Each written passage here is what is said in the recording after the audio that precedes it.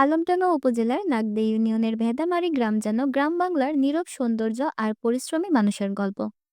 আসসালামু আলাইকুম ও রহমতুল্লাহ। আমি ফারজানা।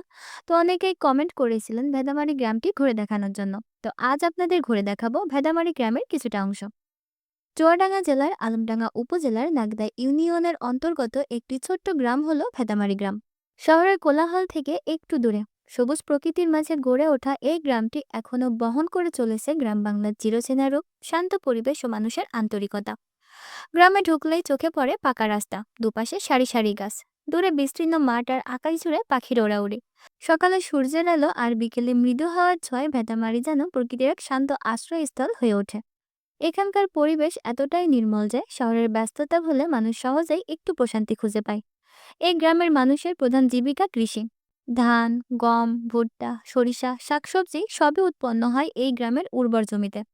শীত মৌসুমে মাঠ জুড়ে সবুজ ফসলের সমারোহ আর বর্ষায় ধান ক্ষেতের ঢেউ গ্রামটিকে করে তোলে আরো জীবন্ত।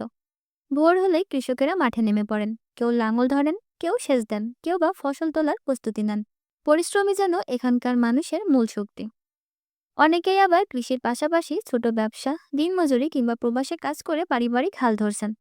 ধর্মীয় উৎসব, ঈদ, মিলাদ মাহফিল কিংবা সামাজিক অনুষ্ঠানগুলোতে গ্রামবাসী একসাথে মিলিত হন।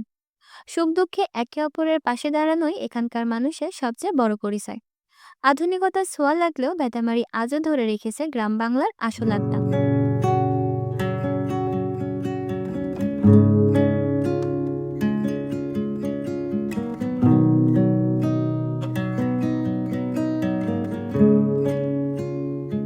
তো আজকের ভিডিও আপনাদের কাছে কেমন লাগলো তা অবশ্যই কমেন্টে জানাবেন। আর ভিডিও সম্পর্কে কোনো প্রশ্ন বা মতামত থাকলে সেগুলো আমাদের জানাতে পারেন। দেখা হবে নতুন কোনো ভিডিওতে, সে পর্যন্ত সবাই ভালো থাকবেন।